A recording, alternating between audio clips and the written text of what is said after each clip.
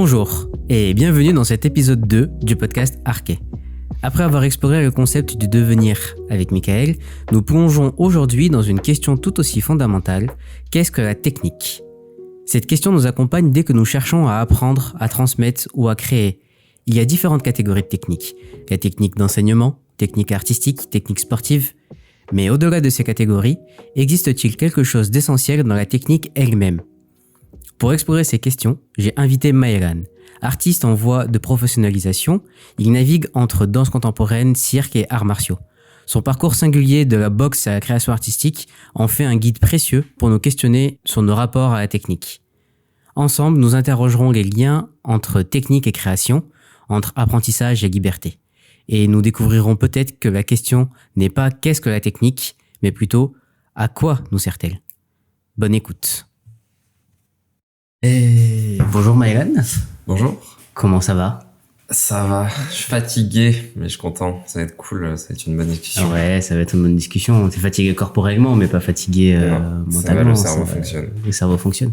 Puis ça va faire du bien, une petite discussion posée là, Voilà. avec qui nous arrive. Est-ce que je peux te demander de te présenter ?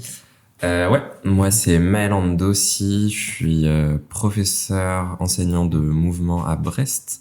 Je suis aussi artiste en voie de professionnalisation, artiste danseur acrobate. Voilà.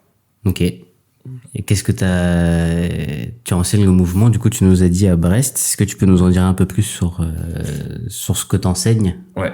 En gros, du coup, moi, j'ai créé une école qui s'appelle Movement Practice Brest en janvier 2023. L'idée de ce que j'enseigne, c'est d'articuler plusieurs disciplines, principalement la danse contemporaine, le cirque, les arts martiaux, les sports de force, mobilité, renforcement et de temps en temps du parcours, de l'exploration environnementale. C'est les principales disciplines desquelles je m'inspire pour créer du coup une forme de pratique de mouvement qui est pas associée à une discipline particulière, mais qui va vraiment naviguer entre plusieurs univers. Et l'idée, c'est de s'intéresser au mouvement en lui-même, en essayant de s'éloigner de la question de l'utilité de telle ou telle pratique dans telle ou telle discipline, mais plus de se poser la question de tel mouvement, qu'est-ce qui fait à mon corps, qu'est-ce qui me permet d'apprendre, comment est-ce qu'il me permet de faire du bien à mon corps. Voilà. Ok, d'accord. Donc d'essayer de recentrer le mouvement pour soi et pas pas en vue de quelque chose, d'une compétition ou. C'est ça. Ouais, on n'a pas de. C'est pas comme un cours de danse où à la fin de l'année on va avoir un gala, une chorégraphie, une scène à faire. On a les mouvements, on les apprend simplement pour les apprendre. Okay. On apprend à bouger simplement pour apprendre à bouger, pour le plaisir d'apprendre à bouger et pour le bien-être que ça crée dans le corps. Ouais. D'accord. C'est déjà très intéressant. On est déjà dans le thème. On est déjà dans le thème, effectivement. Puisqu'on aborde ce sujet, qu'est-ce que va être le thème de cet épisode d'aujourd'hui ? Ça va être de discuter autour de la technique. D'essayer d'identifier un peu la question qui va être centrale dans l'épisode, c'est qu'est-ce que la technique ? Essayer de définir ça. J'ai pensé à toi pour cet épisode parce que je sais que tu es enseignant. Donc tu transmets déjà une certaine technique. Tu fais tes premiers pas sur scène cette année, comme tu as dit, tu es un artiste en voie de professionnalisation. Donc, je sais que la technique sur scène et la technique qu'on enseigne, déjà, elle est différente. Moi, je la trouve différente. On va discuter et voir peut-être est-ce que toi, tu la trouves différente ou pas. Et donc, ça m'a fait penser à ça. Est-ce que la technique que tu apprends à tes élèves, elle est différente de la technique que tu utilises pour créer sur scène, etc. Ouais, ça m'a fait penser à plein d'autres questions. Mais avant de rentrer dans ces questions-là, j'avais une autre chose. Je sais qu'avant, tu faisais de la boxe en plutôt bon niveau. Je sais pas si on peut dire ça comme ça. Ça reste du niveau amateur, mais j'ai boxé longtemps. J'ai boxé 8 ans. Ok. Donc 8 ans de boxe, donc tu as accumulé une certaine technique et tu es passé de la boxe à maintenant de la danse qui est en soi, on pourrait presque dire que c'est presque deux disciplines opposées si on les regarde en apparence. Et donc ma question c'était, est-ce que tu as eu l'impression que tu devais réapprendre entre guillemets, entre gros guillemets, à bouger pour quand t'as fait cette transition-là de la boxe à la danse? Ouais. Moi, la vraie transition pour moi entre la boxe et la danse, c'est vraiment une différence de focus. La boxe, c'est avant tout un sport où les mouvements que t'exécutes, ils ont une fonction précise. Le but de la boxe, c'est toucher plus que ton adversaire ne te touche. Et chaque chose que tu fais à l'intérieur d'un combat, d'un assaut, même d'un entraînement, a pour but d'aller dans cette direction-là, de toucher plus en étant touché moins soi-même. Okay. Il y a toujours un but final. Là où le but de la danse, déjà, est-ce qu'il y a vraiment un but à la danse? Ouais, déjà, quand on est sur scène, éventuellement, si on passe une audition, si on crée une pièce, ça va être le but de créer quelque chose, soit de beau, soit d'intéressant, soit de faire émerger une idée à travers des mouvements, émerger des concepts, mettre encore des concepts, mettre encore une musicalité particulière. Mais c'est quelque chose qui est beaucoup plus large et tu peux pas te donner un objectif extrêmement précis. Enfin, on peut se donner un objectif très précis quand on danse, mais cet objectif, c'est à nous de le définir. Ouais. Là où, dans le cadre de la boxe, les règles vont imposer un certain cadrage qui va t'aider à diriger ton mouvement dans une direction. Et en fait, j'ai fait de la danse, j'ai fait du break avant de faire de la boxe. Donc j'étais déjà coutumier de cet univers de créer de l'esthétique avec le corps.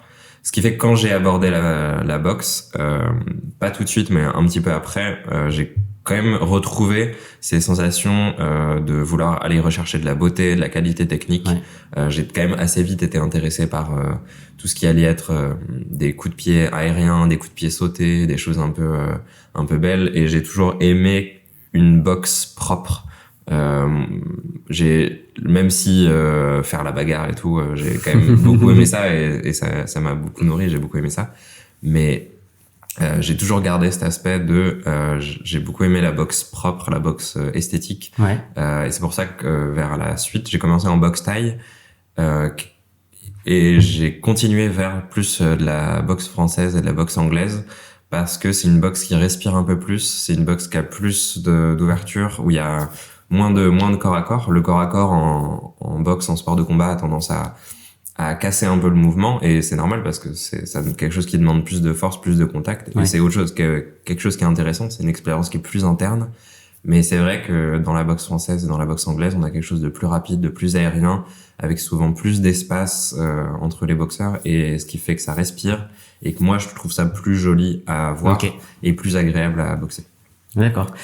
Et du coup, quand je suis arrivé à la danse, il y a eu un peu cet espace de liberté qui m'a fait beaucoup de bien. En fait, j'ai recommencé à danser quand j'ai terminé mes dernières compétitions de boxe.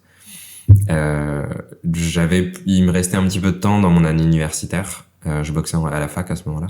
Et et comme je pouvais encore choisir des cours à la fac, il y avait de la place, j'ai rejoint un cours de danse pour la fin d'année. Et c'était vraiment juste des cours de hip-hop freestyle. Et ça m'a fait trop du bien de redanser, de plus avoir justement d'objectifs clairs et définis, de juste me faire plaisir à danser, de retrouver ces sensations-là. Et c'est ça qui m'a vraiment fait reconnecter avec la danse. Ok. Mais pourtant, dans le break, il y a quand même cette image un peu battle. Ouais. Et c'est pour ça que du coup, j'ai quitté à un moment quand j'avais 15 ans, du coup, j'ai quitté le break. Parce que les battles, psychologiquement, c'était vraiment très dur quand on est ado, se confronter avec un regard extérieur aussi dur dans un cadre vraiment compétition. Et le cadre compétition en break, il est quand même dur. Même si les gens qui les organisent essayent de faire des battles qui soient accessibles, surtout pour les jeunes, mais ça reste très difficile. Et c'est pour ça que quand j'ai retrouvé plutôt le hip-hop freestyle plus tard, j'en ai pas fait beaucoup, mais juste cette petite touche-là m'a fait du bien. Le cadre est beaucoup plus chill, je suis pas confronté directement, j'allais pas faire des battles ou quoi. Plus tard, j'ai retrouvé la danse contemporaine où là, il y avait encore moins ce truc de regard. C'était juste danser pour la sensation, et ça m'a fait beaucoup de bien. C'était beaucoup plus facile de se réintégrer dans ce cadre-là que se réintégrer dans le cadre du break. Et même si maintenant, enfin, après 3 ans à redanser, je me retrouve à refaire un petit peu de break et à me tenter un petit peu juste sur des petits battles entre potes. Ouais. Et ça fait du bien. Ok, d'accord. Et alors maintenant aussi que tu es arrivé sur scène, que tu commences à faire tes premiers pas sur scène, est-ce que tu sens que c'est une autre transformation technique qui s'opère, ou même personnelle? Ouais. Carrément. La grosse différence avec la scène, c'est ce truc de j'essaye d'arriver avec une idée à traduire. C'est la dynamique est complètement différente de s'entraîner pour faire du battle, pour faire de la perf, ou même pour quand on est juste à l'entraînement, on essaie de danser avec certains mouvements, d'improviser un peu librement. Là, il y a une direction qui se crée, et cette direction, elle est pas forcément de faire des choses qui soient belles ou impressionnantes. C'est vraiment, pour moi, là, c'est une possibilité de laisser mon imaginaire s'exprimer. Mon imaginaire, à moi, il est beaucoup dans la science-fiction. C'est beaucoup ça qui me nourrit. Je lis beaucoup de science-fiction, j'en écoute et j'en regarde beaucoup. Et ça me permet d'avoir une voix qui m'ouvre. Enfin, ça me permet d'avoir une transition de mon imaginaire, des choses que je lis, que je vois, qui peuplent mon cerveau, et d'essayer de les mettre en corps. Et ce qui s'est passé, c'est que du coup, des créatures aliens, des créatures robotiques qui me passionnaient et qui me fascinaient dans les livres, j'ai essayé de les mettre en corps. Okay. Et c'est pour ça le cirque et la danse se sont retrouvés être les meilleurs outils, parce que c'est des outils qui te permettent de déformer ton corps, de créer des choses étranges, des choses qui te font sortir un peu de la réalité. Quand tu les vois, tu te dis c'est bizarre, ça fait pas partie de mon monde. Et moi, c'est ça que j'essaye de traduire sur scène. D'accord. Donc, au final, la technique du cirque, la technique de la danse te permettent de créer quelque chose que tu as déjà en toi et de le partager avec les autres. C'est ça. C'est ça. Ouais. Et donc, est-ce que, pour en revenir à la question de l'enseignement, est-ce que la technique, là, je vais plutôt parler de technique, j'ai envie de dire technique pure, mais c'est à nuancer, tu vois. Mais est-ce que la technique que tu enseignes, ça passe par des mouvements? Et est-ce que c'est la même que tu utilises pour créer un numéro? Est-ce que, par exemple, tu enseignes juste le début de ces techniques et toi, pour ta création, tu vas beaucoup plus loin? Ou alors, est-ce que tu ressens qu'il y a une différence entre la technique que tu enseignes et la technique que tu utilises pour créer un numéro sur scène? En fait, les deux se rejoignent quand même beaucoup, parce que j'ai quand même passé beaucoup plus de temps déjà à enseigner qu'à être artiste. Ce qui fait que quand je commence à créer, je repars des choses qui sont déjà dans mon corps. Et comme j'enseigne beaucoup et depuis un moment, en fait, tout ce qui est dans mon corps, c'est les choses que j'ai enseignées. Et du coup, de fait, quand je commence à créer, je pars de routines de mobilité. Par exemple, pour le dernier solo que j'ai créé, j'ai commencé avec juste une position une sorte de chien tête en bas et des articulations de colonne, des ondulations de colonne que j'enseigne à mes élèves depuis le début et que je continue à pratiquer moi. Et en fait, il se trouvait que l'articulation des deux créait une sorte de créature d'araignée avec un corps un peu difforme qui se déforme avec des choses qui naviguent à l'intérieur, et les ondulations dans cette position créent cette sensation-là étrange. Donc je pars de choses que j'enseigne, mais derrière je leur donne une autre portée que simplement leur fonctionnalité de bien-être et de base. Je leur donne je leur donne un autre aspect, et derrière, avec la musique, la lumière, en fait, tous ces mouvements qui sont de base techniques et juste des outils de bien-être, ils deviennent autre chose. Qu'est-ce qu'ils deviennent?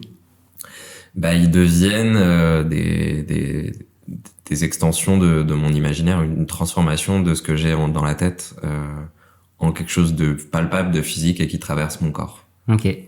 Et tu penses que ce qu'ils deviennent, c'est quelque chose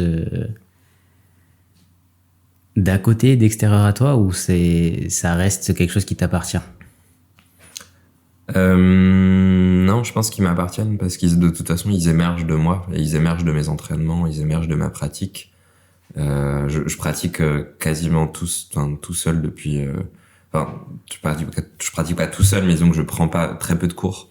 Je suis pas sous la tutelle d'un chorégraphe ou d'un enseignant. Ce qui fait que tout ce que je crée, tout ce que j'enseigne, ça émerge de moi en grande partie, ou alors juste de gens que j'ai rencontrés, à qui j'ai pioché des choses. Donc oui, si je pense que tout ça, ça émerge de moi. D'accord. Ouais. Et l'œuvre finale, on va dire le numéro, est-ce que tu penses que c'est quelque chose qui t'appartient ou alors ça devient une entité à part entière qui va être un peu indépendante de toi sur certains égards?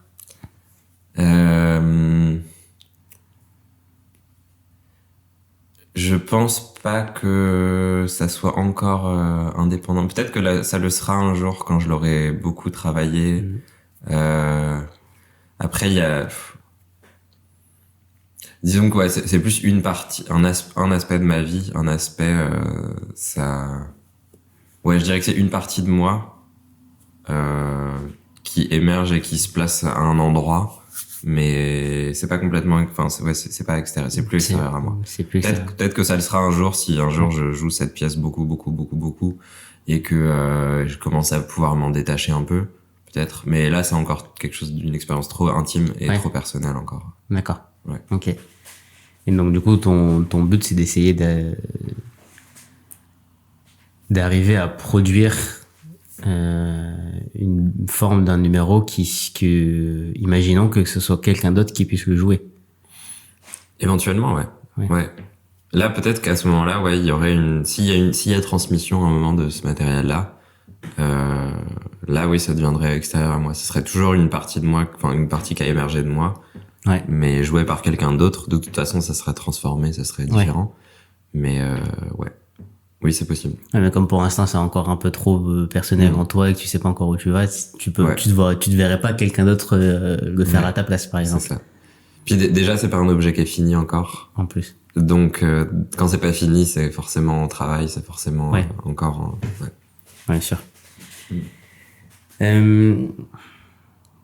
Du coup, comme tu as eu un gros panel d'activités physiques et sportives, et même en tant qu'enseignant et en tant qu'artiste, comment est-ce que tu arrives, tant bien que mal, je pense, à définir la technique?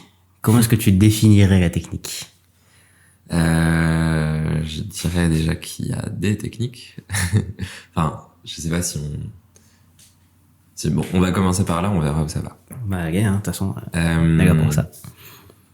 Je dirais qu'on peut parler de technique pour plein de choses.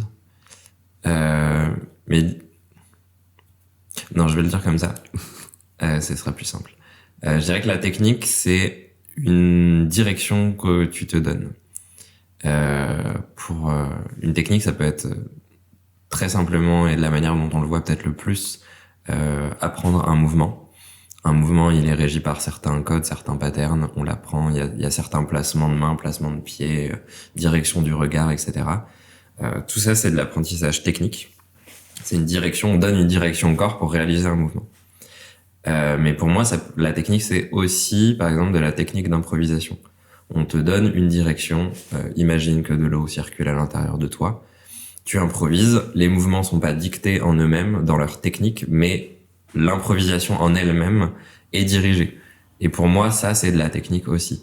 Je sais pas, je pense à ma copine quand elle enseigne une barre de contemporain. Oui, parce qu'elle est danseuse contemporaine, disons-le peut-être, pour les gens. Ouais. Ma copine est danseuse contemporaine et enseignante de danse contemporaine. Et quand elle enseigne une barre de contemporain, elle va enseigner des mouvements.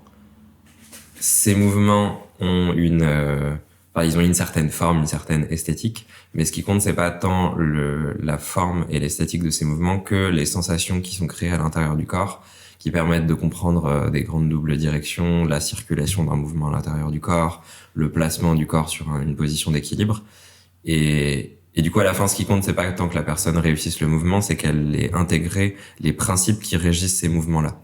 La position du corps dans l'espace, la circulation d'un mouvement, l'étirement la direction d'un étirement à l'intérieur du bras, etc.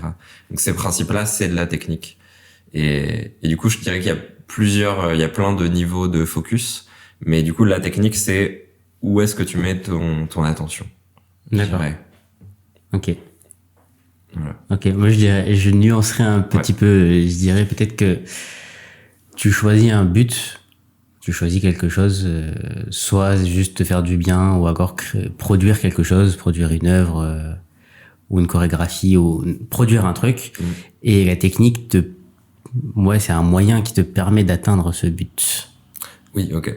Je dirais plus, en fonction de ton but, tu vas pas utiliser la même technique. Tu vois? Oui, je vois. Ouais, ok. Je nuancerais peut-être plus comme ça quelque chose, mais mais ça reste quand même, ça reste tout à fait cohérent avec ce que tu dis, et ça rejoint cette idée-là, quoi. Dans le sens où il y a un but, peut-être si on prend le cadre d'une création, la création a un but.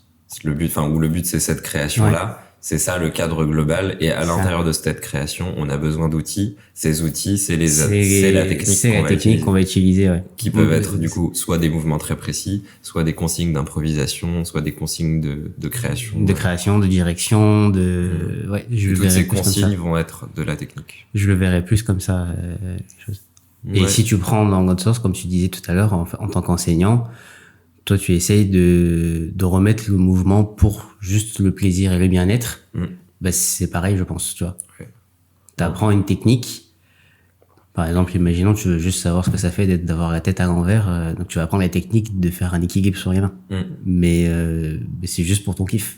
Tu t'en fiches de la forme. T'es pas dans le but d'une production. C'est pas pour me montrer. C'est juste pour toi, même si t'es en banane, bon, les gens qui nous écoutent comprendront peut-être pas forcément, mais nous on se comprend, que t'es pas bien aligné, que t'es pas un équilibre superposé, propre, etc. En fait, tu t'en fiches tant que toi t'es juste sur les mains, tu dis oh c'est trop bien, c'est ça la sensation, etc. Donc je dirais plus que oui, l'idée c'est de se fixer un but vers quelque chose, et que la technique c'est un outil qui nous permette d'arriver à ce but. Mais je pense que ça se transpose aussi sur n'importe quelle chose, n'importe quelle discipline, même hors sportive, quoi. Que ce soit la musique, par exemple, tu vas apprendre à jouer, je sais pas, du Mozart, bah, tu vas devoir apprendre la technique de piano. Tu vas apprendre à écrire un livre, bah, tu vas devoir apprendre à... Voilà, donc... Quand on enseigne, la position, la voix qu'on a, la manière d'interagir avec les gens, d'une certaine manière, c'est de la technique, même si c'est aussi de l'intelligence sociale, mais c'est quand même de la technique qui s'apprend et qui se pratique. Ouais. Et qui s'acquiert au fur et à mesure de l'apprentissage. Ouais. Ça commence à déjà ressembler à peu près à presque une définition. Ça ressemble à une définition, Est-ce que tu as déjà eu le sentiment de devoir déconstruire une technique pour passer d'une discipline à une autre? Si on reprend le passage entre le break, la boxe et la danse, est-ce que tu as eu l'impression à chaque passage en fait de devoir déconstruire une technique? Ouais, complètement. Pour un exemple très pratique, je suis passé du coup de la boxe thaï à la boxe française. En boxe thaï, on peut bloquer des coups de pied avec nos tibias, et on peut attaquer en frappant avec le tibia. En boxe française, on ne peut pas bloquer une frappe dans les jambes avec nos tibias, on est obligé de l'esquiver. Et nous-mêmes, on ne peut pas attaquer avec les tibias, on est obligé d'attaquer avec le pied, on porte des chaussures, et du coup on attaque avec le pied, pas avec le tibia. Ce qui est un changement qui peut paraître minime, mais qui change énormément de choses dans les appuis, ce qui change beaucoup la qualité de déplacement, parce qu'on est obligé d'être beaucoup plus mobile, on peut pas juste s'arrêter sur place et bloquer, on est obligé de pouvoir se déplacer. Voilà. Et en fait, toute la dynamique du fait de pas pouvoir toucher avec le tibia, ce qui change la distance, et de pas pouvoir bloquer, ce qui change ton obligation à rester beaucoup plus en déplacement, modifie l'ensemble de la technique de boxe. Et même si c'est deux boxes qui sont très proches, et ben en fait derrière, dans la technique et dans la corporalité, dans la présence au corps, dans l'attention que tu mets, c'est très très différent. Donc évidemment, quand je suis passé d'une boxe à un truc complètement différent, à de l'acrobatie, derrière, oui, j'ai dû redéconstruire aussi toute ma manière de bouger, d'être à mon corps, pour répondre à des nouveaux besoins, des nouvelles formes de pratique, ouais. Et est-ce que au sein d'une même pratique, sans passer d'une pratique à une autre, mais au sein d'une même pratique, t'as déjà eu l'impression que tu devais, t'as suivi un peu un schéma. Moi, je dis, tu suis, tu casses et tu inventes de nouvelles règles.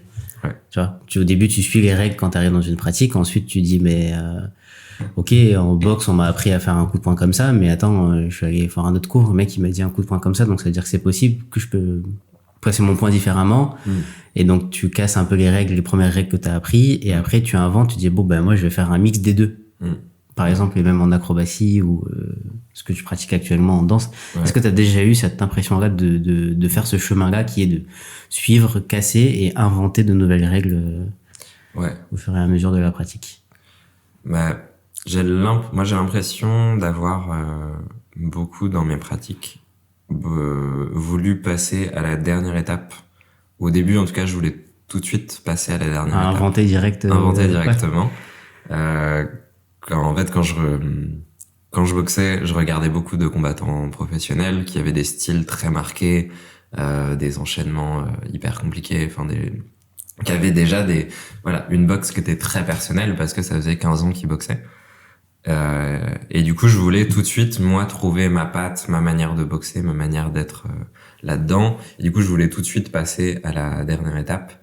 Et jusqu'à ce que je finisse par comprendre qu'effectivement, il fallait quand même que je comprenne les bases avant de pouvoir déconstruire certaines règles, pouvoir apprendre à changer de garde, apprendre à boxer les mains en bas, apprendre avec boxer avec plus de déplacement alors qu'on était en boxe taille et qu'il fallait boxer plus stable, etc.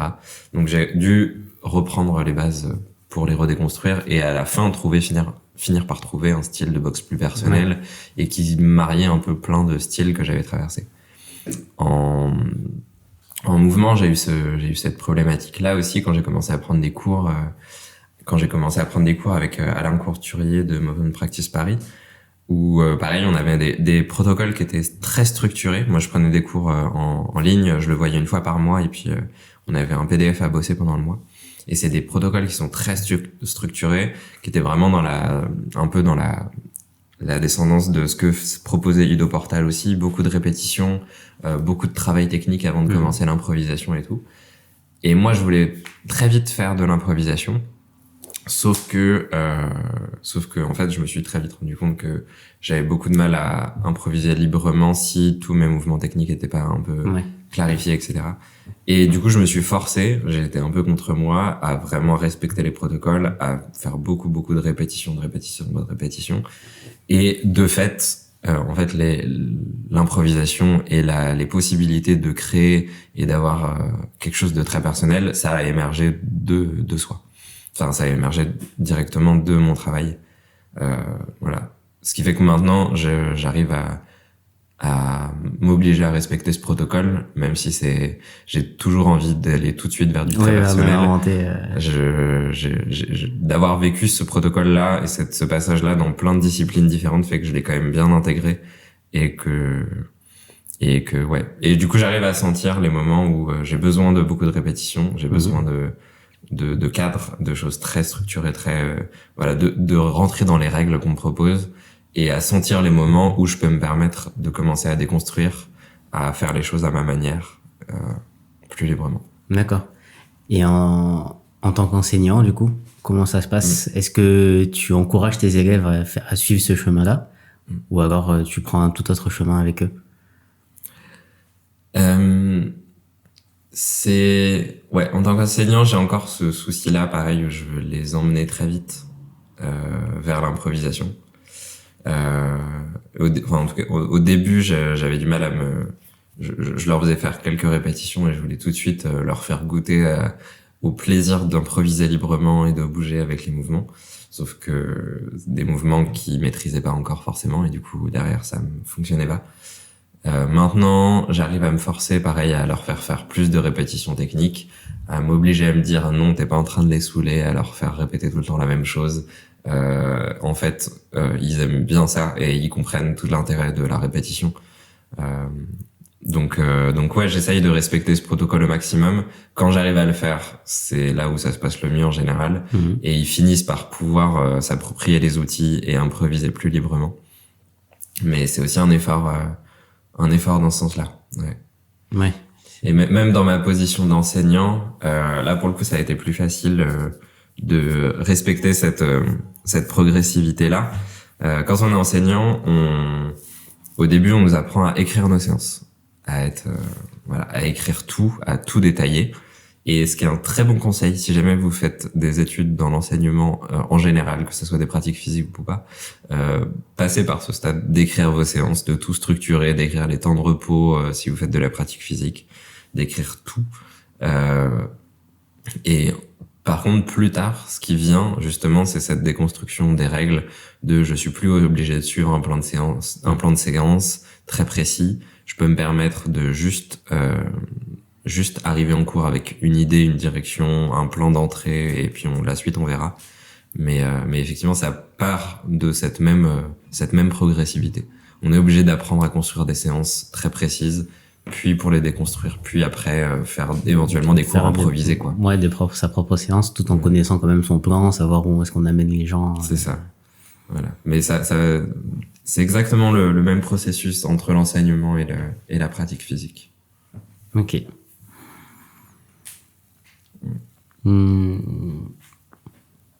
Est-ce que tu dirais que réinventer la technique, du coup, sur la dernière partie, quand tu inventes une technique, tu réinventes une technique, est-ce que c'est aussi se réinventer soi-même? Est-ce que la technique est différente de ton toi?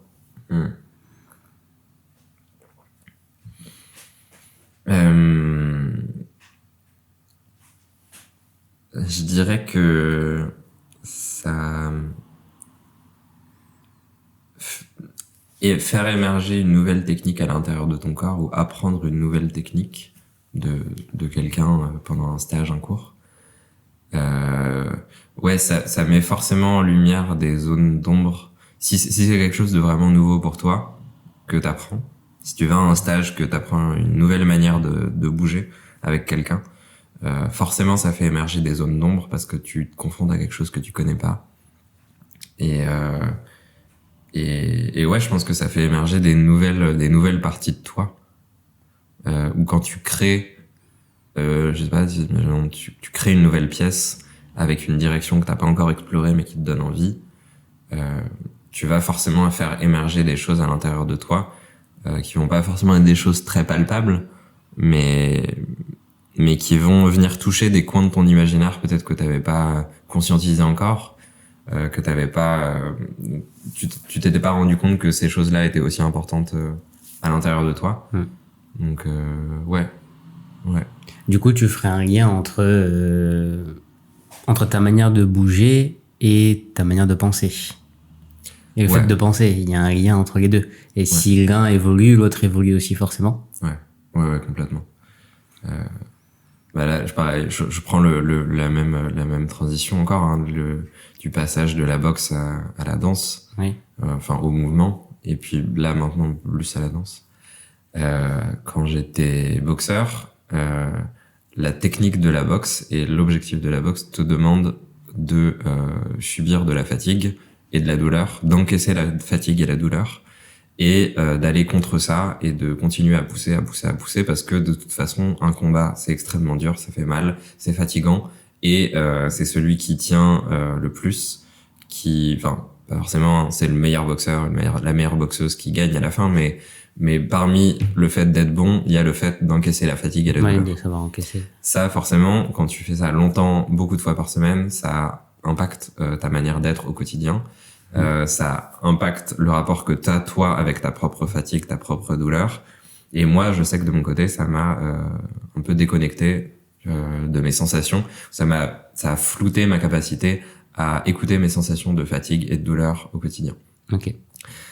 Quand j'ai commencé à aborder le mouvement, et pour le coup là-dessus j'ai quand même été plutôt bien guidé par Alain, sur le fait de quand même réussir à apprendre à respecter cette fatigue.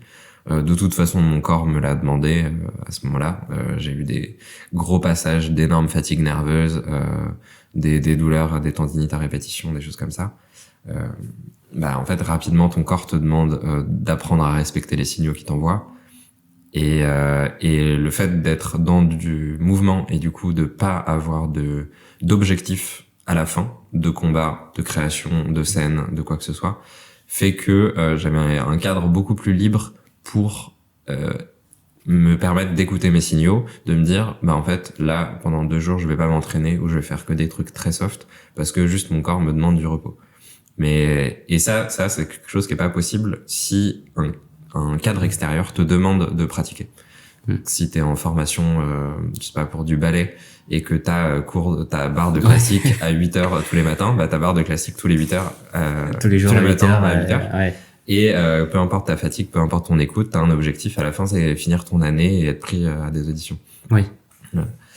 Et en vue de faire des représentations sur scène ou de vivre de ce métier-là. C'est ça. Et donc oui, clairement la manière de s'entraîner, la technique d'entraînement modifie clairement le rapport que t'as avec ton corps, le rapport que t'as avec là du coup je parle beaucoup de fatigue et de fatigue et de douleur parce que c'est vraiment ça que ça m'a fait traverser. Mais j'imagine que c'est quand t'apprends par exemple moi j'ai commencé à apprendre à faire du contact improvisation il y a quelques années. Apprendre à interagir avec écoute, douceur avec quelqu'un, apprendre à communiquer uniquement par le corps, pas par la parole, guider des gestes ou justement se laisser guider, ne pas être dans l'action mais être dans l'écoute et dans le mouvement mutuel avec quelqu'un. Bah en fait ça transforme la manière que t'as d'interagir derrière avec les gens en général. Ouais. Avec ma copine on fait du contact d'improvisation de temps en temps. Et on sent très bien tous les deux que apprendre à communiquer non verbalement avec cette manière de bouger à deux, ça a un impact énorme sur notre capacité à communiquer verbalement derrière en général. Ouais. Du coup, tu dirais que la boxe, tu faisais un peu contre ton corps, et là, avec le mouvement, la danse, tu fais avec ton corps. Tout à fait, ouais. Et ce qui est intéressant, c'est que je retrouve la boxe d'une autre manière maintenant. Du coup, j'enseigne aussi la boxe en parallèle de tout le reste. Et pour le coup, je le fais sans objectif derrière, simplement pour le plaisir. Du coup, là, l'objectif, c'est enseigner à quelqu'un, c'est faire progresser quelqu'un. Et je retrouve beaucoup plus de jeu, beaucoup plus de plaisir, beaucoup plus d'écoute, et je me fais beaucoup moins mal au corps avec la même activité, mais simplement dans un cadre et avec des objectifs différents. Ok. Et tu penses que si tu avais eu, imaginons, un coach de boxe qui t'aurait appris à faire ça, à écouter ton corps pendant que tu étais quand même dans cette pression-là de devoir être en compétition, etc. Tu penses que tu aurais réussi? Est-ce que c'est vraiment en fait, la question c'est, est-ce que c'est vraiment le fait que tu sois allé dans la danse et dans le mouvement qui t'ait montré que tu pouvais faire avec ton corps et après ça t'a réamené vers la boxe à t'amuser? Est-ce que tu penses que c'est le mouvement qui t'a amené à ça? Ou alors, t'aurais pu l'avoir d'une autre manière avec la boxe? Je dirais, alors j'ai eu plusieurs coachs en boxe. Au début, j'ai commencé avec des coachs qui étaient très efforts. Vraiment, genre, j'ai un de mes coachs qui nous disait si on en fait on va au combat pour gagner, si on gagne pas ça sert à rien. La guerre. Voilà, je vous laisse imaginer le mindset du truc, quoi. C'était un plaisir. À Rennes, en universitaire, j'ai eu un coach, Pascal Boison, qui pour le coup nous disait vous montez sur le ring pour prendre du plaisir. C'est Alors forcément, derrière, dans la manière de s'entraîner, dans la manière dont t'abordes la compétition, c'est pas du tout la même chose. J'ai eu quand même beaucoup moins de blessures et beaucoup moins de fatigue physique sous son coaching à lui, clairement. Donc non, je pense qu'évidemment la manière dont on est guidé dans la pratique a une importance énorme. Les cadres que pose le coach, l'enseignant, ont un impact énorme. Maintenant, peu importe la qualité du coaching, derrière, je pense que s'il y a l'objectif final il faut faire un combat prime quand même sur tout le reste. Maintenant, tu peux avoir un coach qui te dit qui te dit bon bah je préfère que tu sois moins bon en compétition mais que tu t'écoutes et que tu te fatigues pas. Ouais, tu détruises pas quoi. Tu détruises pas ton corps juste pour un combat. De toute façon, c'est amateur. Il y en a plein d'autres des combats et puis. Voilà, ça peut arriver. Si vous avez un coach comme ça, c'est super, tant mieux.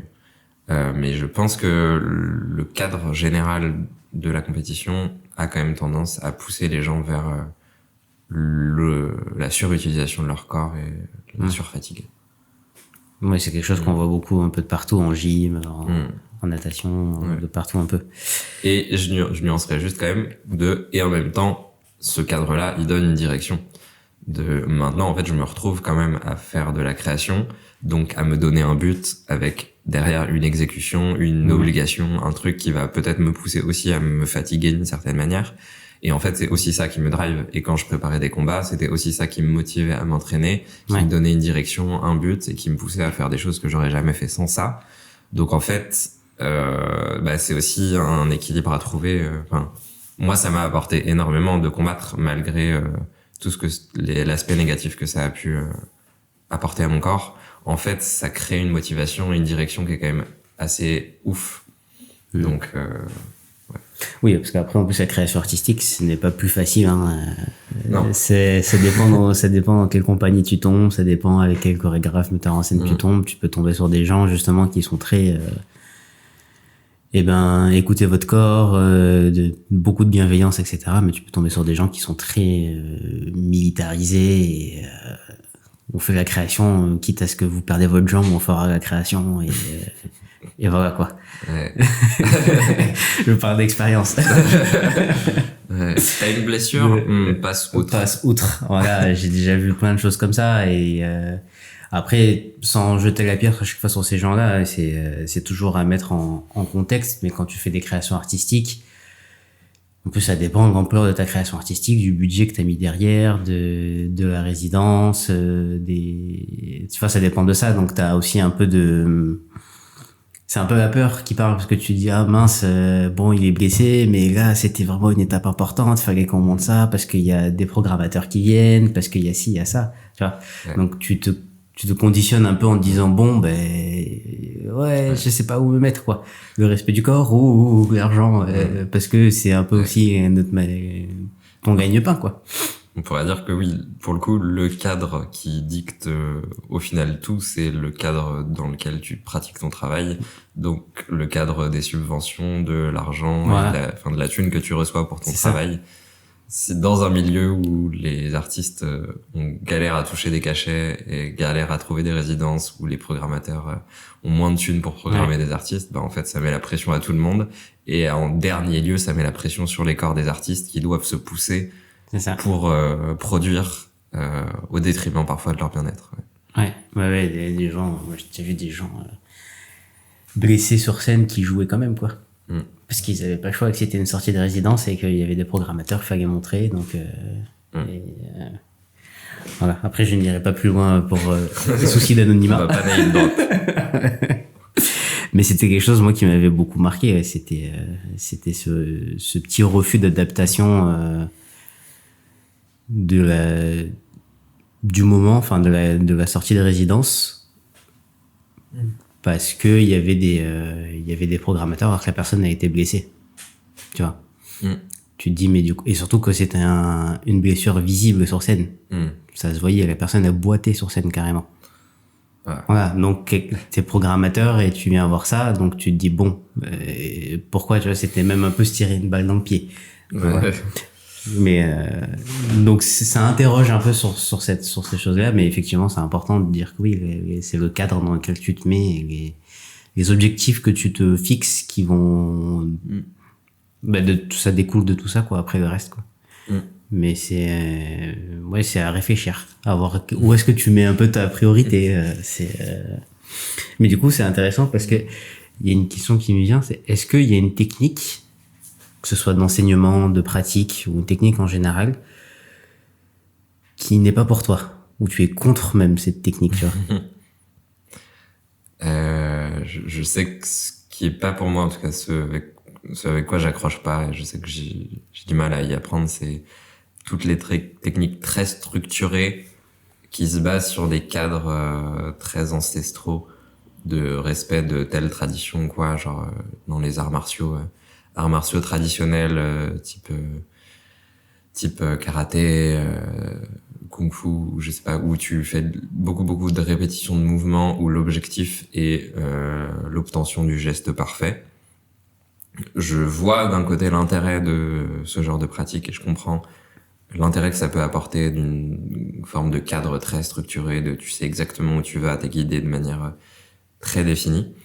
Moi, je sais que ça me parle pas et je sais que ça m'apporte pas grand-chose. Je fais pour moi, la répétition technique et l'obtention d'un geste parfait, c'est seulement la première étape dans mon objectif à moi. Mon objectif à moi, c'est avoir un corps libre. Voilà, avoir un corps libre, disponible, qui peut créer et explorer. Ok. Donc, dans ce cadre-là, l'obtention d'un geste technique parfait, c'est la première étape vers la déconstruction de ce geste et la création à partir de ce geste-là. Ouais. Et donc, pour moi, dans cet objectif de liberté du corps, les pratiques qui restent bloquées à cette première étape de la répétition du geste parfait, moi, ça me parle pas et ça m'apporte pas grand-chose. Et voilà. Et tout ce qui est cadre, je sais pas, de la gymnastique, où l'objectif pour le coup qui est posé, c'est l'exécution du geste le plus parfait possible. Je pense que ça a ses intérêts en termes d'apprentissage moteur au départ, mais à mon avis, pour des gens qui restent dans ces disciplines-là toute leur vie, ça peut laisser des lacunes. Je rencontre pas mal de gymnastes, d'anciens gymnastes, qui ont commencé peut-être à 5-6 ans, qui sont restés 15 ans là-dedans, et quand sont sortis pour essayer de faire d'autres choses après, et tu sens quand même régulièrement une non-capacité d'adaptation à d'autres cadres. Ouais. Quand t'as été absolument cadré, défini pour rentrer dans un moule, se réhabituer à faire des choses bizarres, c'est ouais, c'est compliqué. Oui, c'est sûr. C'est très compliqué. C'est vrai.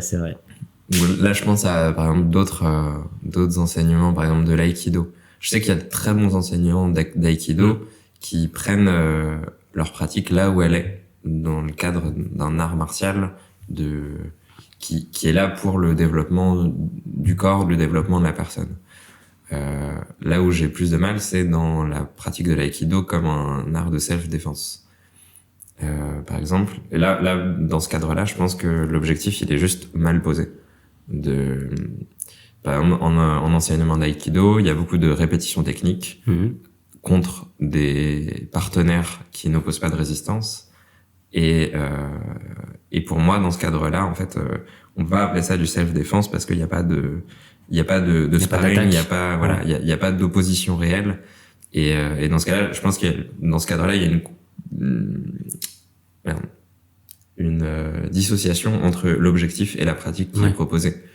Si tu veux faire apprendre les gens à se défendre, il faut de l'opposition réelle, il faut du sentiment de se mettre en danger. Oui, mimer un geste, c'est pas suffisant. Et mimer un geste, c'est pas suffisant.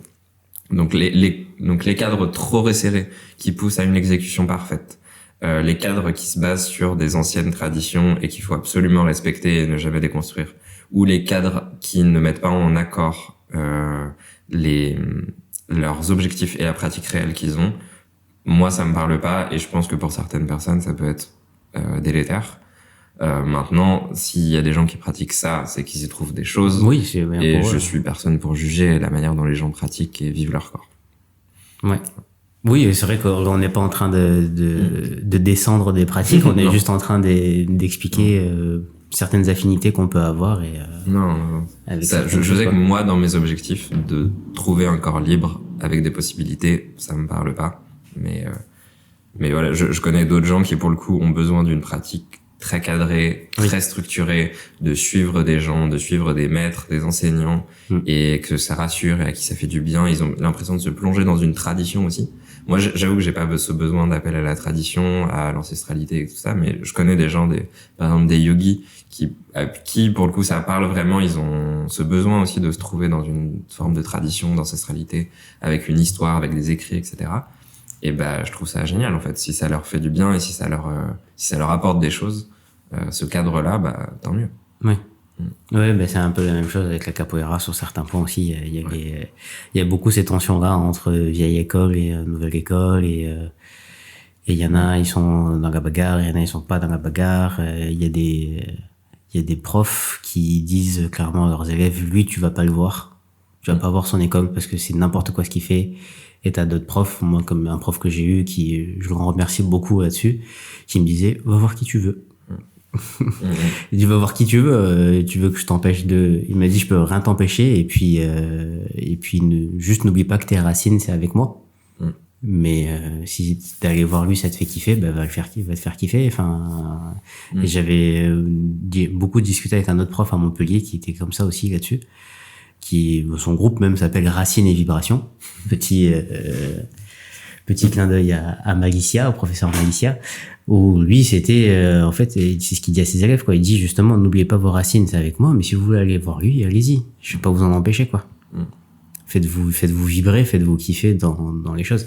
Et c'est rare les gens qui sont ouverts là-dedans. Ouais. Qui sont ouverts, surtout quand tu pratiques un sport, des sports avec un gros bagage culturel et ancestral. Ouais. C'est très dur de trouver des gens qui sont dans cette ouverture-là, mais parce que justement ils sont beaucoup dans, mais comme on a un gros bagage traditionnel, ça, il faut que t'apprennes tout, etc. Et lui, il a cassé un peu la tradition, donc c'est pas bon, parce que non, la tradition, enfin voilà, tu vois. Ça se retrouve beaucoup dans ce genre de sport. C'est vrai. Oui, je sais qu'il y a une autre technique où j'ai un peu plus de mal, c'est les techniques justement qui détruisent le corps.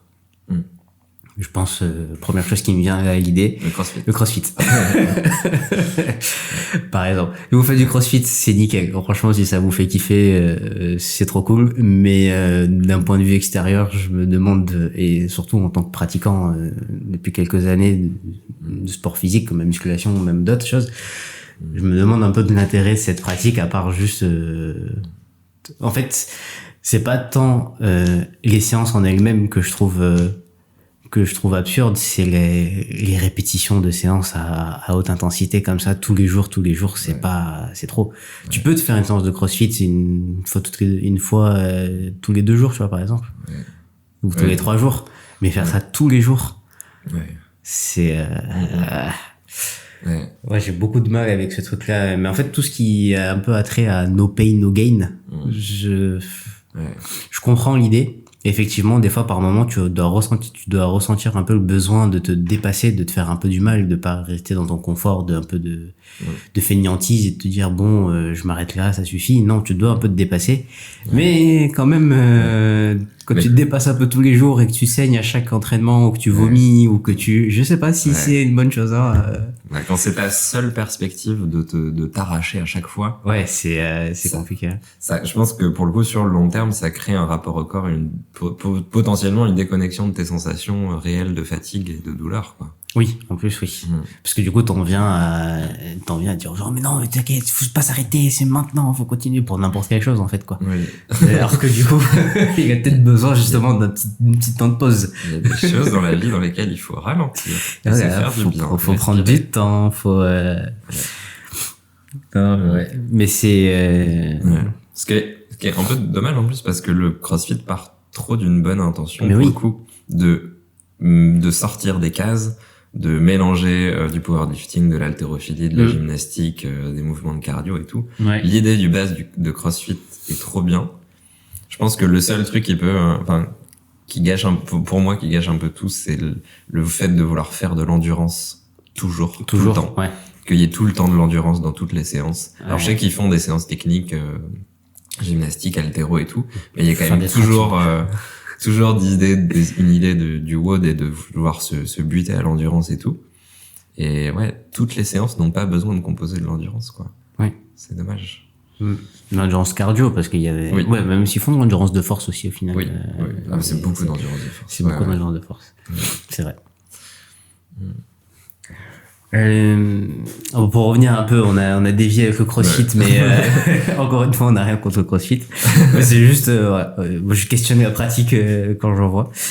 Non, parce que il y a quelque chose de très intéressant qu'on dit un peu en toile de fond depuis le début depuis le début là, de notre discussion, on a un peu dégagé deux idées. L'idée de la technique, non, plutôt l'idée de produire quelque chose, que ce soit une œuvre artistique, un combat, etc. L'idée de production et l'idée de pratiquer pour soi-même. Et donc ça me fait penser, ça va être le petit instant philosophie, explication philosophique. Ça me fait penser à deux termes qu'on retrouve beaucoup dans la philosophie d'Aristote, qui est poiesis et praxis. Est-ce que tu les connais un peu? Pas du tout. Je veux bien que je vais expliquer pour tout le monde. Poiesis, ça vient de poién, c'est une action qui va produire quelque chose. Donc c'est l'action orientée vers la création d'un résultat extérieur, comme on l'a dit tout à l'heure, fabriquer un objet, construire quelque chose, exécuter une œuvre.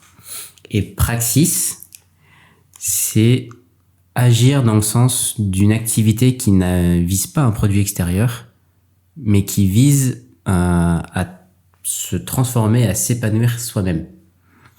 Un truc tout simple, par exemple, la création d'un solo artistique ou de la création d'un numéro, d'un spectacle sur scène, ça serait de la poiesis. Parce que tu vas agir, tu vas utiliser la technique, etc. pour créer quelque chose. Je prends un autre exemple tout à fait en dehors et même presque à l'opposé de l'artistique, mais imaginons faire une randonnée, par exemple, aller marcher, je sais pas, 5 heures sur le GR34 ou en montagne ou quoi. Et que tu le fais juste ça parce que t'aimes bien aller marcher en montagne, c'est de la praxis. C'est quelque chose qui se fait pour soi-même. Parce que ça nous fait du bien. Et pour Aristote, lui, il valorise beaucoup la praxis, justement. Parce que c'est celle qui nous relie à notre vie et à notre manière d'être. Il en parle dans le bouquin que j'ai là, qui est Éthique à Nicomaque. Et donc, comme il parle d'éthique, donc de manière d'être avec les gens, etc., pour lui, la praxis, c'est ce qu'il faut développer le plus, parce que ça te relie, en fait, ça te fait te poser la question de, ok, pourquoi est-ce que je fais ce que je fais? Est-ce que je le fais en vue d'une apparence extérieure pour que je paraisse bien? Mais au fond, en fait, ça m'emmerde, ça me fait chier. Ou alors, est-ce que je le fais parce que ça me fait vraiment du bien à moi et qu'en fait, c'est le point principal, quoi. Donc lui, il valorise plutôt en fait cette deuxième pratique-là, parce que justement, elle recentre sur tes intentions et sur ta manière d'être avec les autres. Et c'est quelque chose que du coup je trouve très intéressant, dont on parle un peu tout à l'heure en toile de fond, avec le fait que, comme tu as dit, tu essaies d'enseigner aux gens d'apprendre à faire des mouvements, mais juste pour le plaisir en fait de faire des mouvements. Ouais. Et de tout ce que tu disais aussi du fait de faire de la danse contact, ça t'apprend aussi à avoir une meilleure communication, à lâcher prise, à te rendre compte de ça.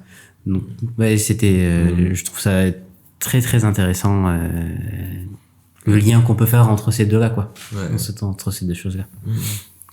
Ouais, en général, j'essaye vraiment d'enseigner au final que de la praxis dans mes cours. Même quand j'enseigne des mouvements qui sont précis avec des placements, avec des indications, où au final, du coup, je leur donne des sortes de mini-objectifs à remplir, une direction à suivre. Ce qui compte à la toute fin, c'est quelles sensations ils vivent, qu'est-ce que ça leur apporte à eux, quoi. Ouais, mais du coup, c'est bien parce que tu cherches pas à enfermer dans une forme. C'est-à-dire que la forme de la technique que tu leur apprends, même si tu vas peut-être un peu insister là au niveau enseignement pour qu'ils apprennent une bonne forme, mais pas pour que ça soit le plaisir de la forme, mais pour que ce soit le moins risqué, peut-être corporellement en parlant, pour qu'il y ait le moins de blessures. Ouais, le plus efficient que les mécaniques. Je sais pas, si je prends l'exemple d'une roue, quand je vais enseigner la roue, ce que j'essaye de leur apprendre, c'est d'écarter les mains, de prendre le poids dans une main puis dans l'autre, de pas poser les deux mains en même temps. C'est une forme particulière, et en fait ça permet de prendre plus d'espace, de prendre plus de temps, d'avoir une roue qui est plus lente, de comprendre comment est-ce que ton corps passe son poids d'une main à l'autre quand t'es en l'air, d'obliger le corps du coup à vraiment poser le poids dans les mains et pas simplement à sauter d'un pied vers l'autre. Et donc c'est une forme, mais qui effectivement a pour but surtout d'apprendre au corps à utiliser des leviers et à sentir son poids, à sentir comment on passe son poids d'une main à l'autre. Mais derrière, ça se retransfère à tout le reste. Et derrière, la roue, je leur apprends aussi à la déconstruire, à la faire autrement. Oui, parce qu'au final, si un de tes élèves, il maîtrise la roue que tu lui as enseigné à la technique et qu'il d'un coup, il arrive demain et dit, j'ai trouvé cette roue et qu'elle ressent à rien avec ce que tu lui as appris, tu seras pas frustré ni tu vas pas lui dire, c'est pas vraiment ce que je t'ai appris, c'est n'importe quoi. Tu seras au contraire heureux du fait qu'il est... Même pendant les cours, ça arrive que je montre un mouvement qu'une personne la fasse complètement autrement parce qu'elle a pas du tout compris ce que j'ai fait.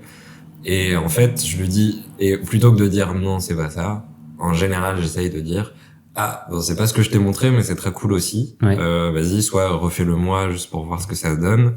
Et des fois, si on bosse sur un enchaînement et qu'une personne modifie un des mouvements de l'enchaînement, elle le fait autrement.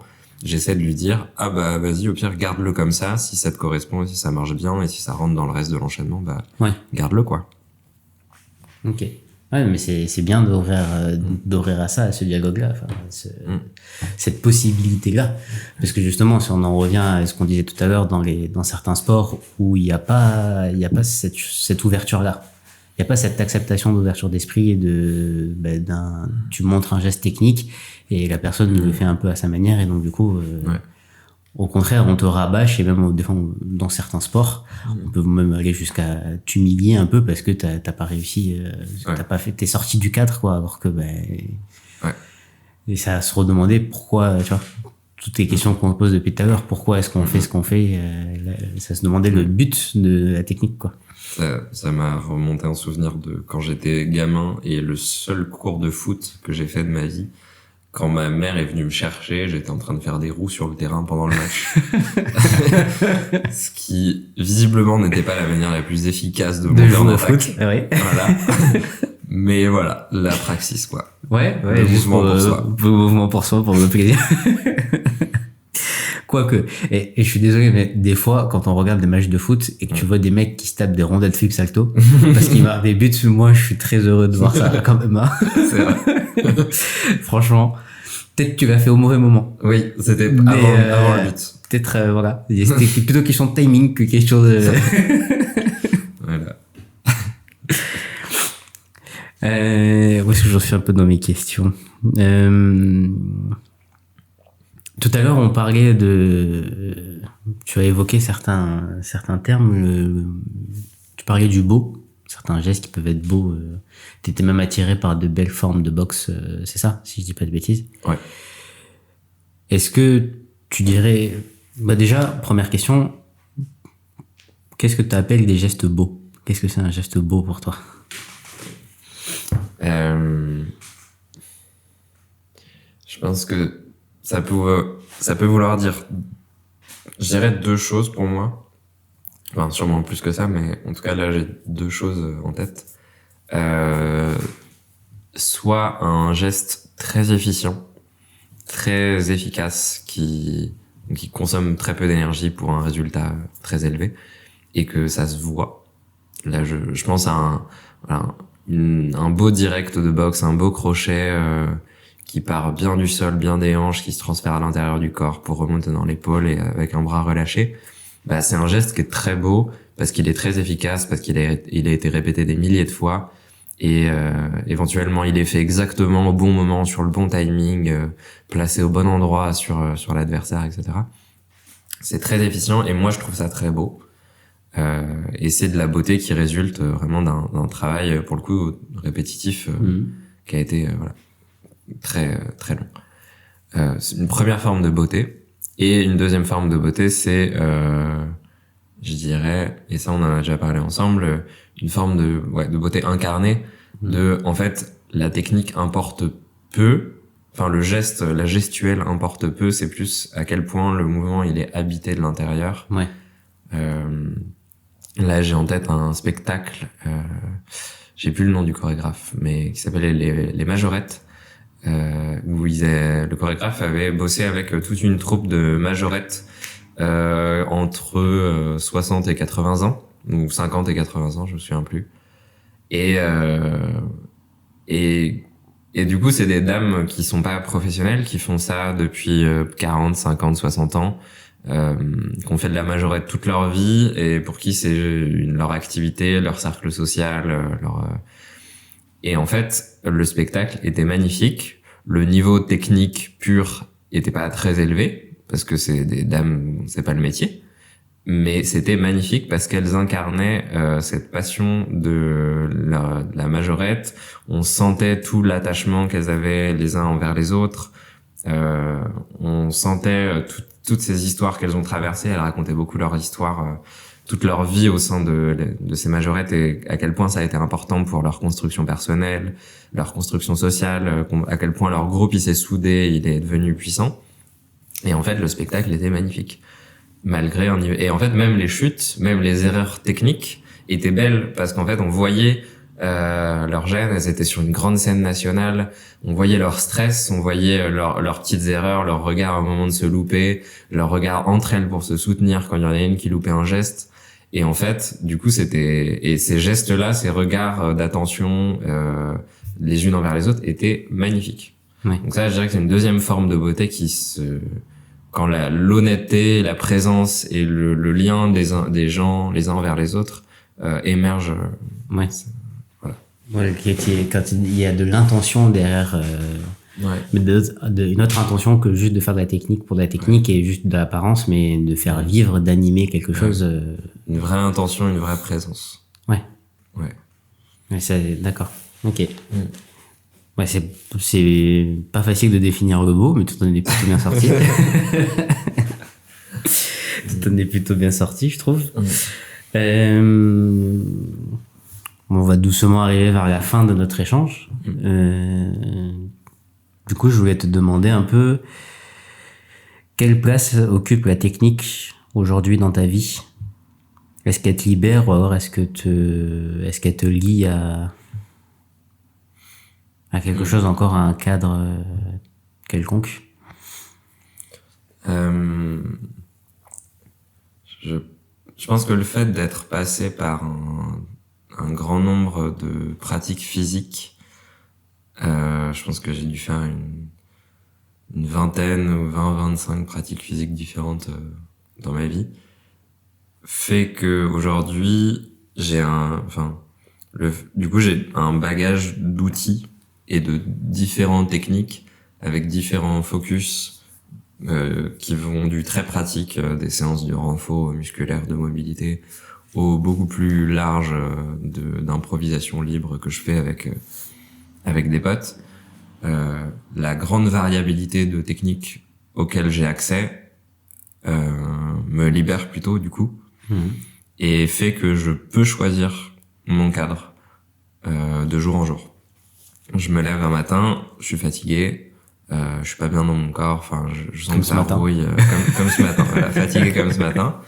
Mais en fait, j'ai la possibilité d'aller vers des techniques qui sont très restreintes, très fermées, une séance de mobilité, de renfort avec des séries, des répétitions que je connais, qui va me diriger dans un truc très précis parce que j'ai pas la force mentale je vais pas me mettre à faire de l'impro acrobatique alors que voilà, je suis pas en forme quoi. Une journée, j'arrive moi j'enseigne dans un lieu qui s'appelle Les Capucins, un grand espace avec un grand parquet, où tout le monde vient danser. Ouais, j'arrive, je suis en forme, j'ai de l'énergie, il y a des potes qui sont là, il y a de la musique. En fait, j'ai des référentiels techniques pour savoir m'échauffer, savoir commencer à démarrer des improvisations avec des cadres différents, et je me mets à créer des trucs. Et voilà, tout le bagage technique, un bagage technique large me permet de choisir des cadres qui me correspondent en fonction du jour. Et donc je dirais que la technique m'aide et me soutient et me libère plutôt. Ouais. Ok. Et du coup, par rapport à ça, est-ce que tu peux nous parler de ton but dans la vie? Je crois que tu nous l'as dit un peu tout à l'heure, c'est d'avoir un corps libre. Ouais. Est-ce que tu peux juste nous parler un peu plus de ça? Qu'est-ce que ça implique d'avoir un corps libre? Un corps libre, mais libre de quoi? Ouais.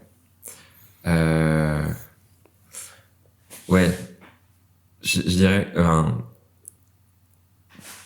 pour moi, j'ai envie d'avoir une grande gamme de possibilités de mouvements parce que j'aime explorer, j'aime essayer des choses. C'est vraiment ça qui me motive, et notamment essayer des pratiques. Ou quand je me balade et j'aime bien pouvoir monter sur un muret, pouvoir passer une barrière, pouvoir, enfin, essayer plein de choses, juste explorer avec mon corps dans la vie en général. Et j'aime bien les moments où juste mon cerveau me propose quelque chose, tiens, j'ai une idée et je peux la réaliser directement. Ou je suis en improvisation, tiens, il y a une idée qui me passe, je la réalise, ou mon corps va tout de suite instinctivement à quelque chose. Et c'est vraiment un état et des sensations, enfin, qui pour moi, je trouve les plus belles qui soient. D'autant plus quand c'est de la danse avec quelqu'un, ou je bouge avec quelqu'un et on sent qu'il y a une vraie connexion, une vraie possibilité. Et le mouvement émerge de lui-même parce que les deux corps sont disponibles, ont des capacités, sont créatifs. Et enfin, pour moi, c'est des moments de vie que je trouve absolument magnifiques. Et j'aimerais pouvoir continuer à vivre dans cet état de possibilité de créer, d'explorer, d'essayer. Et du coup, pour moi, tout ça, tout ce que je fais en fait est dirigé vers là. À chaque fois que j'essaye quelque chose de nouveau, à chaque fois que je me mets un challenge, un objectif, c'est dans ce but-là.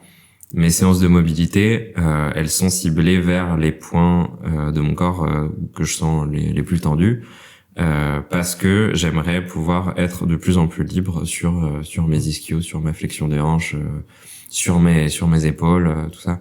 Je sens qu'il y a des points de limitation. Je me mets pas la pression pour me dire il faut que dans un mois je sois absolument libre de mes ischios. Je sais que de toute façon ça sera jamais le cas, mais ça tend vers plus de liberté toujours. Quand je me force à improviser au milieu de breakers qui ont l'habitude de faire des battles, etc. Ça me met la pression, c'est un challenge, c'est difficile. Je sais que c'est une zone d'ombre, c'est une zone compliquée pour moi, mais je sais qu'en le faisant, je vais vers plus de liberté parce que ça veut dire que je vais être plus en capacité d'improviser n'importe où, avec n'importe qui, dans n'importe quel cadre. Et donc ça ouvre encore des champs de liberté d'action, des libertés de possibilité de bouger. Et voilà. Mon idée, c'est toujours me confronter à des nouveaux cadres qui me mettent pas forcément à l'aise. Alors, pas complètement dans l'inconfort, hein, je me fais pas violence continuellement, faut pas déconner. Mais quand j'en ai l'énergie et quand je le peux, me confronter à des cadres qui sont difficiles et qui sont compliqués, à chaque fois, ça m'ouvre des nouveaux points de liberté parce que mon corps se dit, ah, bon, bah, en fait, j'ai essayé, je me suis senti en sécurité, c'était pas si difficile que ça, c'était pas horrible. Et donc, j'ai un nouveau champ de, en fait, ça aussi, je peux le faire. Et puis ça aussi, je peux le faire. Et puis ça aussi, je peux le faire. Et par petites touches, bah, ma zone de liberté d'action, ma zone de possibilité, bah, elle s'élargit puis mon but, bah, c'est continuer de la cultiver, quoi. Ouais. Ouais. Ben, merci. Merci à toi. Est-ce que tu penses que là, tu saurais dire qu'est-ce que la technique? Je crois que du coup, là, on a dit trop de choses. On a dit beaucoup de choses. Non, mais c'était très intéressant. Est-ce qu'il y a quelque chose d'autre que tu voudrais rajouter? Est-ce qu'il y a d'autres choses que je voudrais rajouter?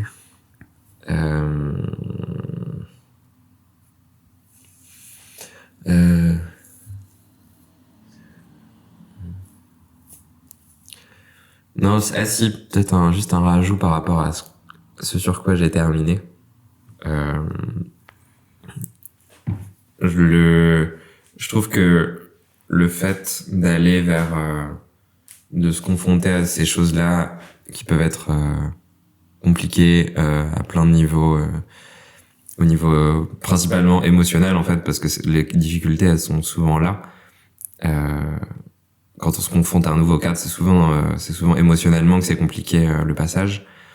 Je sais que moi ça m'aide aussi beaucoup à passer des caps en termes de sensations, d'écoute de mes émotions, de communication de mes émotions, parce que derrière chaque fois que tu te confrontes à un cadre, tu peux pas éviter ces émotions de malaise, ces sensations de pas se sentir à sa place, ces sensations de pas être avec toi. Et en fait, derrière, je trouve que ça nourrit une capacité à parler plus facilement de soi, à parler plus facilement de soi aux autres, à communiquer ses malaises plus facilement aux autres. Si tu te confrontes jamais à tes malaises, tu peux pas les vivre et tu peux pas les communiquer. Et derrière, quand en fait, par exemple, quand tu relationnes avec quelqu'un, t'as besoin de pouvoir communiquer ces choses-là. T'as besoin de pouvoir être un peu clair là-dessus pour que la personne sache ce que tu vis. Et pour qu'elle puisse savoir ce que tu vis, faut que toi-même tu saches ce que tu vis déjà. Ouais, c'est ça le plus important. Peut-être avant même de réussir à parler de ce que tu vis aux autres, juste toi déjà savoir ce que tu vis et réussir à mettre des mots là-dessus qui te permettent de savoir. L'idée, c'est un peu d'élargir sa zone de confort, quoi. C'est ça. Et de se dire, ok, bon, ben, j'ai vu ça. De l'extérieur, je m'imagine, je vois cette battle de break là. De l'extérieur, je m'imagine si j'y vais dedans, ça serait trop gênant. Et en fait, quand tu es dedans, de te dire, ah, finalement, c'était pas si malaisant que ça. Ou alors, peut-être que oui. Oui, peut-être que ça l'était. Peut-être que ça l'était. Mais tu l'as vraiment vécu. Voilà. Tu l'as vraiment vécu et t'es pas dans de la supposition et t'es pas dans de l'élaboration de scénarios en te disant, mais tu vas imaginer 40 choses. Non, vis-le. Et tu vois ce que ça fait et après, et après, tu peux en parler vraiment d'une expérience claire, précise.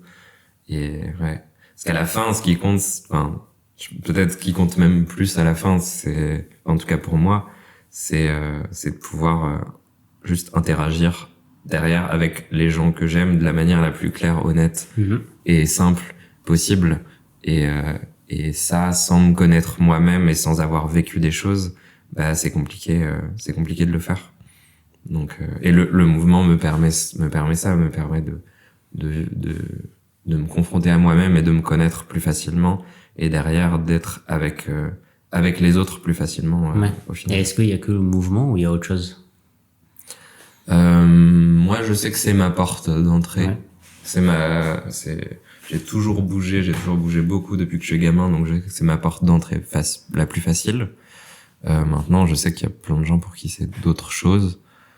Je sais pas, moi, si je regarde beaucoup de films et je lis beaucoup de livres, donc peut-être que ça aussi, tu vois, ça me fait vivre des choses qui sont parfois hyper dures et ça me confronte à moi-même et derrière d'en parler, d'en discuter, de partager ces expériences, ça permet de se comprendre mieux aussi.